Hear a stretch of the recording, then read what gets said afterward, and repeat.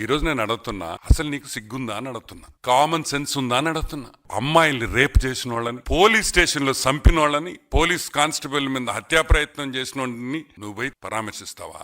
అంటే ఒక విద్యార్థి మీద హత్యా ప్రయత్నం చేస్తే నువ్వు పరామర్శిస్తావా? ఇదేనా మీ వైసీపీ కార్యకర్తల విలువ?